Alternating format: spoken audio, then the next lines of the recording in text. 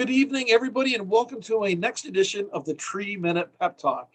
Philip Armando, let's get this going and let's connect through to beautiful Kentucky. Tonight, I'm thrilled to welcome not only a legendary Tour de Trees rider, but a pioneer in the air knife system and the owner-operator of Dave Leonard Tree Specialists. Dave Leonard's on the line, on the show. Dave, how are you? Hey, Professor, this is great to see you. Yeah, good to see you, Dave. Boy, it's been a while. I think we caught up last fall there when we bumped into each other. But how's everything going with all the flooding that you've had in Kentucky? We've certainly had issues in parts of Kentucky. It's in a reconstruction mode right now. Everybody's hauling debris away and rebuilding. I bet. Well, I know there's much more to your story than what I rhymed off there. And I know you've served on various boards and commissions in the tree world and have numerous accreditations. Just to name a few, for instance, you're an ISA certified arborist, and I see it's 0147, which means you've been around a long time. An ASCA registered consulting arborist and a tree risk assessor, and you've been an active member of ISA for close to 35 years. So I see that you got your degree in forestry at University of Kentucky in 1974, way back. I guess our history started back in 2003 on my first Tour de Trees. And you mentioned this whole thing about an air knife. And I was like, an air knife? Could you just take a few minutes and describe to the viewers what air knifing is and what it how it helps trees? The tool we use is a supersonic air knife and or air spade. We use it to decompact soil around trees, work up soil around trees. You can use it to add additives to soil like compost and blend the soil in. What we initially used it for was doing root collar excavations, and we found out probably over 80% of the trees professionally planted were planted too deep, which starves them for oxygen, and the roots grow upward and then outward. That creates a bad root system. And then planting deep causes a lot of girdling roots to form, or allows a lot of girdling roots to form. One of my earlier jobs on that was a horse farm in Versailles, Kentucky, that we had to excavate a lot of trees, and we were doing it by hand. And then we tried it hydraulically, and we made a heck of a mess doing that with fire hoses. And it was a lot of fun, but not very productive. Then we got into the air knife and found it, and then showed it to the manager of the farm, and he said, yes, it was good. He saw what we did. He saw the problem. He said, fix all the trees. And I said, okay, how many you got? And he said, 10,000. And you're still working on them today? No, it took us 3 years to finish. Wow. Incredible. But then that was a great learning experience. Right.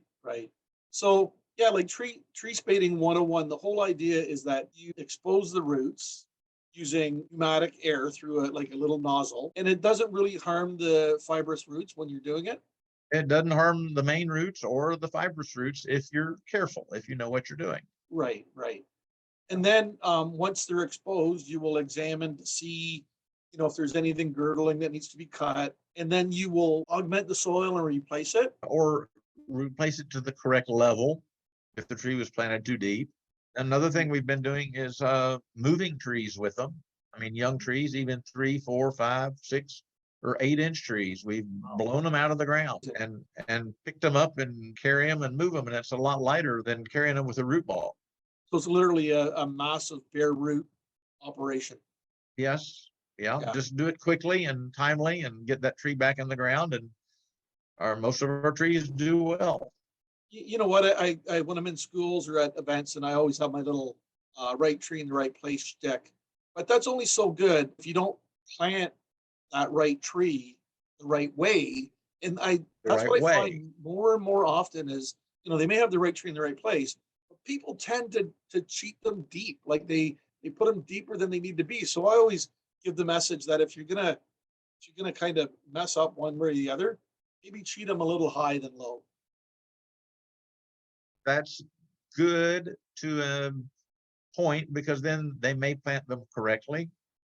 But you want to plant them right. So now we need to say not the right tree, the right place, but also the right way. The right way, exactly. Because there's just so much effort. And I remember our esteemed colleague, Robert Thibodeau, Bob Thibodeau from beautiful Church Point.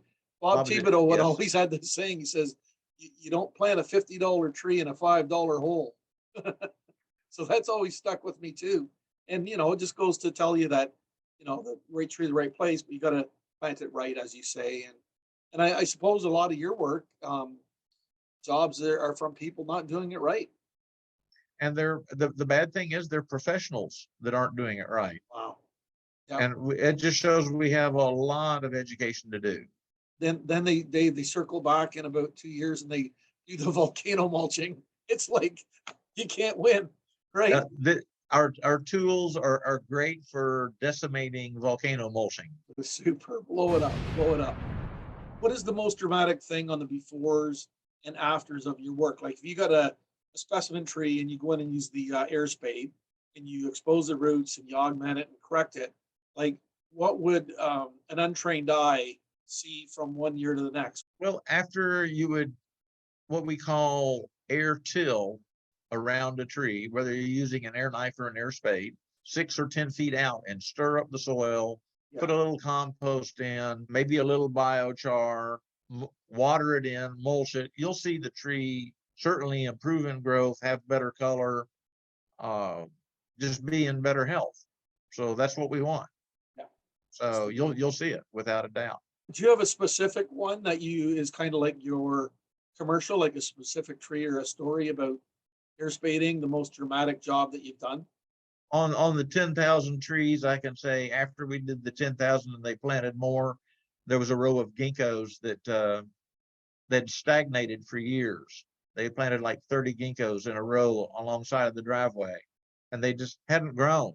Right. I mean, hadn't grown like an inch in years. And we came through and did radial trenches outward from and then air tilled the immediate area around them, and then connected them all in a huge trench.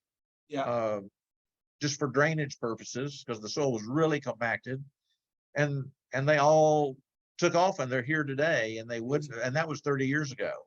Yeah. What would be your advice to a homeowner looking to contract a tree company that provides this kind of service?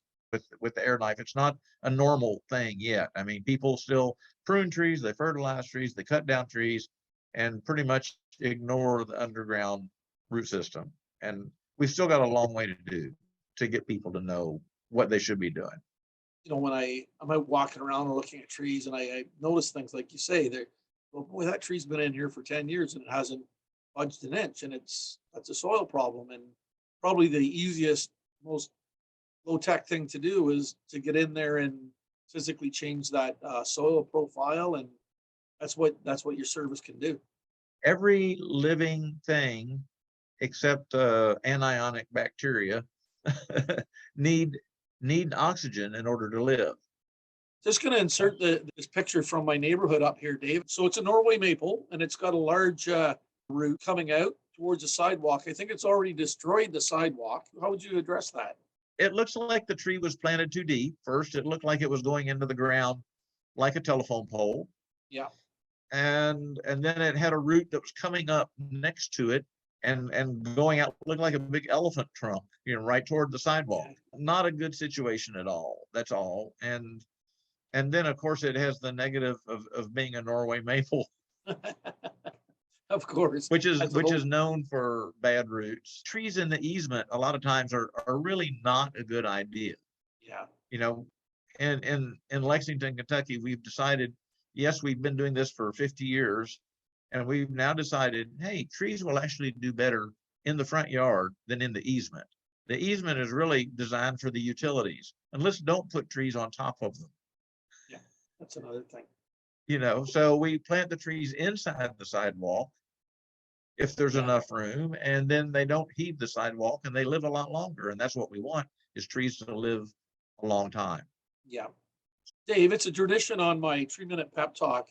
And this is the point where I'm going to hit you with a couple of rapid fire questions. Are you ready? Yes, sir. Buckle up. Here we go. What's your favorite tree? It's a bur oak Where in the US of A, Dave, is favorite tree mecca? Where would you go? right here at home because I'm surrounded by a forest on all four sides. What's your favorite getaway to blow off some steam? Go to some natural forest or somewhere that's close here that's a Yeah. resource and arboretum. So, Dave, it's been a pleasure to catch up and a bonus to hear about all the good work you've done with the air spade. And whenever I hear air spade or air knifing, I always think of you, and because I know you truly are, a pioneer in that business. I hope we meet up just like we did in Indianapolis last fall at the show there. Keep well, Dave, and hope to see you on the road. All right. See you later. Take care. Bye-bye.